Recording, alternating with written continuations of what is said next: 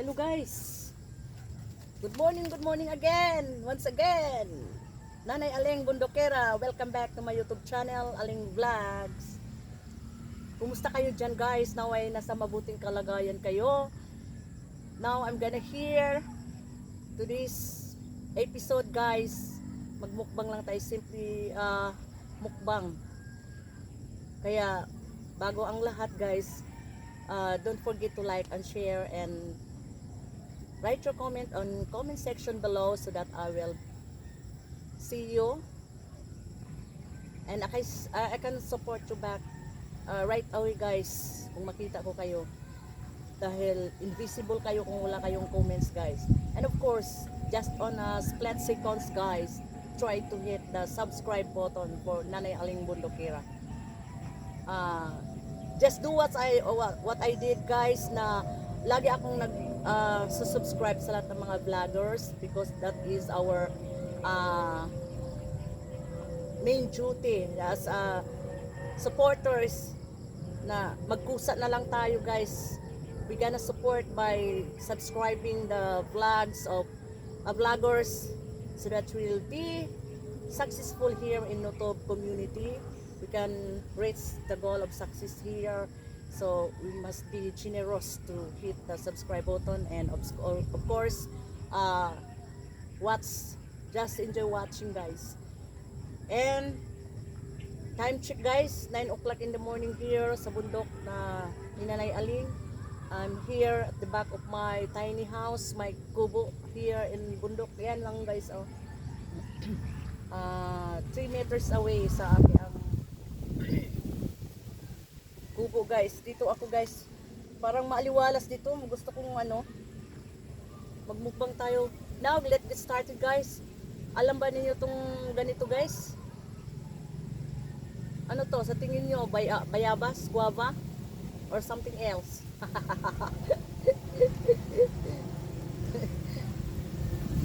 Wow, I'm just mukbang here at the beautiful shadow of the sunny days. The breeze blowing surrounds me, the beautiful green fields, plants and trees and bananas. Ito guys, fig tree, igos. In some other countries, mahalaga talaga ito sa kanila kasi so yummy also the fig tree. Sa atin, hindi masyadong pinapansin. Mga bata lang pumapansin ito, nilalaruan nila guys. Oo. Pero now, we gonna have a mukbang kasi ito ay napakatamis guys. Ang laman nito is yelo. Oo, dalawa na kasing naano ko nito guys, pink at saka yelo. Ito naman ang yelo. Very sweet. Kasing tamis ng lansunis or rambutan. Pero di lang kayo mo appreciate guys ba, kasi ang loob niya pag i-slice natin, the same as what kind of variety of fig tree in some other countries. Pag i-slice mo, pareho lang ang laman guys. Our country is a tropical country. We have a lot of tropical fruits here in the Philippines. That's why the Filipinos doesn't appreciate this fruit. Ako lang yata si Nanay Aling. This is very unique. The only one Filipino who eat fig tree here in the Philippines. Pero legit guys, I swear, matamis talaga ito guys. Oo. Balatan lang natin guys. So marami ito guys, sobrang daming bunga niya. Oo, araw-araw akong kumakain ito guys. Ayan, balatan lang natin. Pero pwede naman di balatan, we're gonna eat right away. Pero gusto ko lang balatan kasi sobrang laki naman ang bunga niya Oo.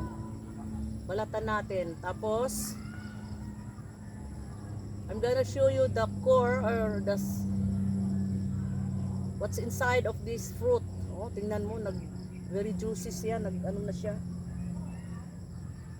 I'm gonna slice this one. Tingnan mo. Sobrang hinog na siya guys, The same thing yung nakita ko sa US na fig tree, ang laman niya ganito rin. Parang lisa ba? Lisa, pero matamis legit, no? And sorry, joke only ha. Oo. Pag kainin mo just like dragon fruit na parang tumutunog siya pag kagatin mo yung dahil sa mga buto niya. So with this one. Oo. Matamis pa sa lansunis, oh. That's why yung puno, ang daming langgam. Ang daming ng ibon. Na lumadapo. Ang daming bunga naman, daming kinakain ng ibon. Tinutuka.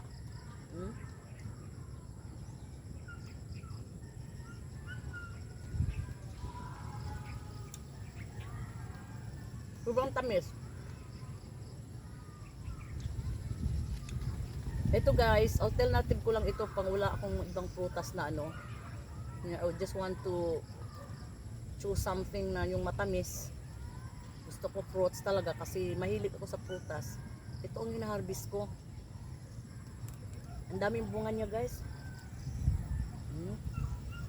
Ayan.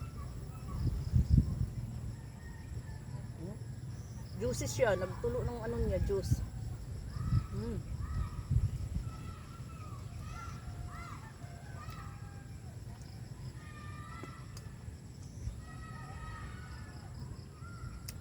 Pero there are some also a lot of fig tree na different variety na hindi matamis. Pero ito matamis talaga, legit. Pwede na kung nagugutom ka, pangtawid gutom.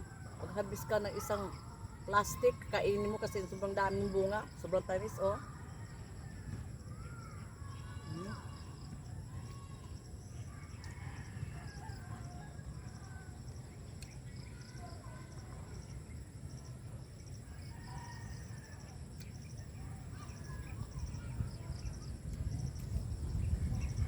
Ang laki naman ng bunga niya guys, oh. Nakita ba niyo ako guys? Diyan ko lang kayo, malapit ko lang kayo pinatayo eh. Ito naman, I am under the shadow of a big talisay tree, oh. Healthy siya, oh, mataba. Kaya, love ko itong tree na to. Kasi paglaki nito, I will be shaded on this. Well shaded, kasi magandang shade siya. Kaya, sinadya ko talagang tinanim siya guys for shading purposes.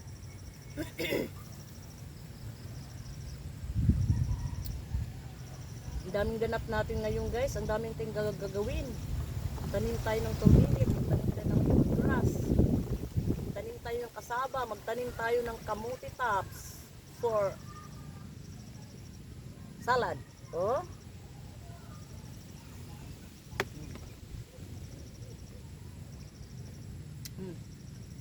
iwi-iwi na ko. Oh.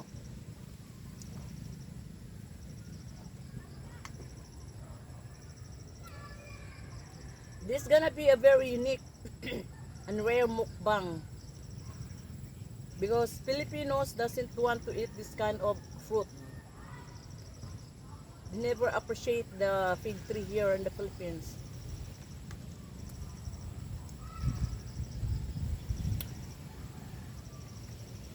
Just only me. Bundokira na aling na bukod tanging kumakain ng fig tree. Oh, fig tree, beautiful. Super yummy, sweetened. Oh.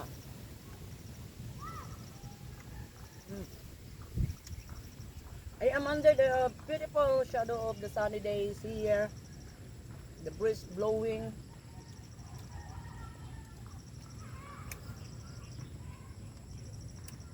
Alam nyo guys, yun yung pinakaano ko, inspiration nung magpunta ako dito na araw-araw ako from 8 to 4 to minsan hanggang 5 o'clock PM ako dito. I'm so much very inspired and willing to do my works even though na sobrang pagod na. Dahil maganda ang paligid guys. Beyond compare kaysa loob ka lang ng kubo. Diba?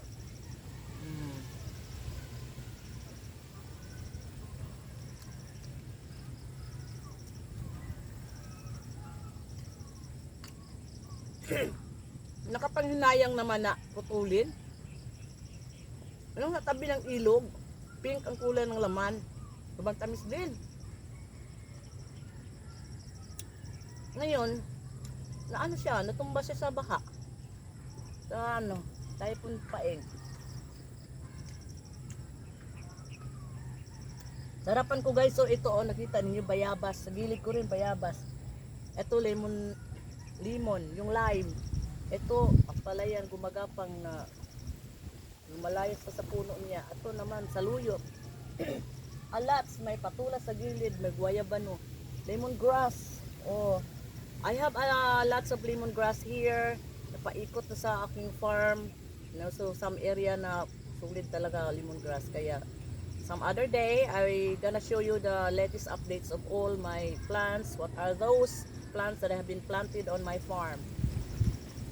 My farm char. Yabang naman Nanay Aling, nagdadrama na. Garden pala guys. Kasi kung farm, sobrang lawak na yan. Just only a garden, a little garden.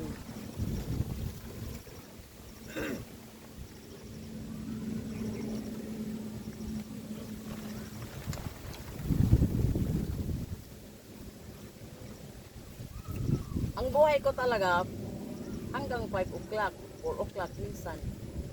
Oo. Ang pahinga ko guys, kain lang. Kasi parang nalilibang ako. Parang gusto ko laging nahabol yung oras na kahit na pagod hindi ko iniinda. Parang mind ko na sa trabaho lang talaga. Hindi ko na namalayan yung oras o ng oras na.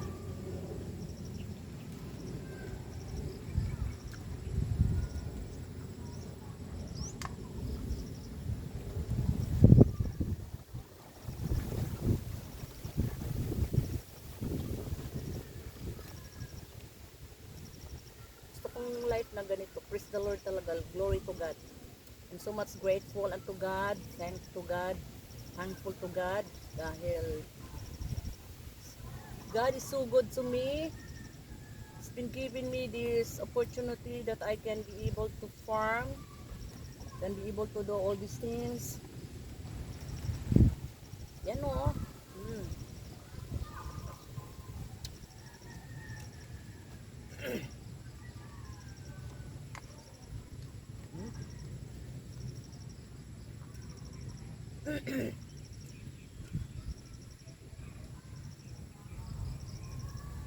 Kalimot mo tag-prayer guys, mga kabundok oy. Excited mo ko pagkain ako ng sobra kasing tamis ito eh. Kalimot tuloy tayo ng prayer. Malapino, maraming salamat with this very rare fruit that I've been eating this morning. So yummy and so sweet. Thank you so much, oh God. I love you, there is Jesus. Amen. Balatan ko lang, kaya parang ano masayang.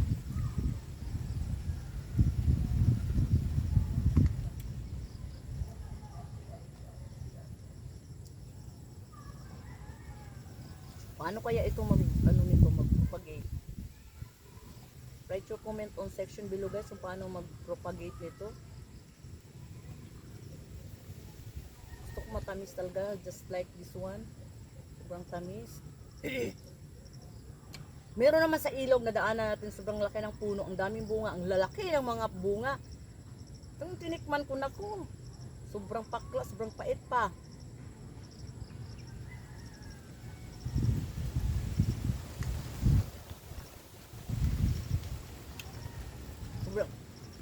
Sobrang madamo na ang gilid ng kubo ko guys. Madalag kapak-kapak. Minsan nalilito ako saan magsimula, saan maggumagawa. Sa dulo, sa unahan, sa likuran, sa gilid, sa harapan, sa gitna. Kasi suputan yung mga damo. Ang dami mong tanim, yung pula. Paano mo naagapan damuhan lahat. Ikaw lang mag-isa.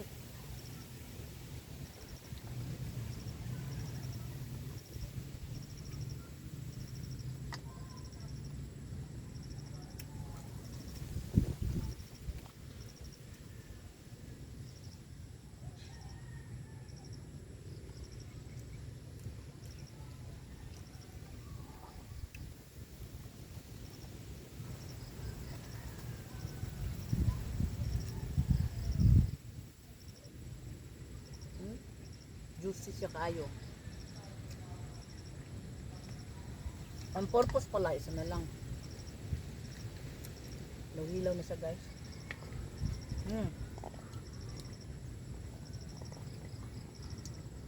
Kahapon nag-harvest ako ng ampalaya guys, hindi ako nag-videoda. Sayang.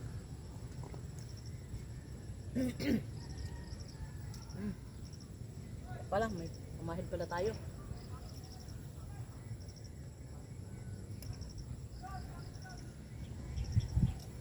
Bye-bye guys. Sana hindi kayo magsawa guys ha. Hawak kamay tayo, kapit lang, laban lang. Be yourself, be natural. Lahat-lahat. Tandaan niyo, mahal tayo ng Diyos. Walang iwanan tayo dito guys ha. Promise, legit. Subscribe naman, huwag kalimutan i-hit yung subscribe button. It's very important for me. Just do what I did. Ganun din eh. I had been notified by YouTube that I'm so much, I have a lot of subscribes to all vloggers. Okay, it doesn't matter anyway. Basta I just hit the subscribe button, bahala na si YT yan. Okay? Now, I love you everyone. I love you everyone, but our dearest Jesus loves you more and more. Don't go away, I'll be right back para sa mga latest updates ng ating farming dito sa garden natin sa bundok. Once again, Aling Vlogs, Bundokera Nanay Aling. Bye-bye! Mua, mua, mua! Bye-bye na guys.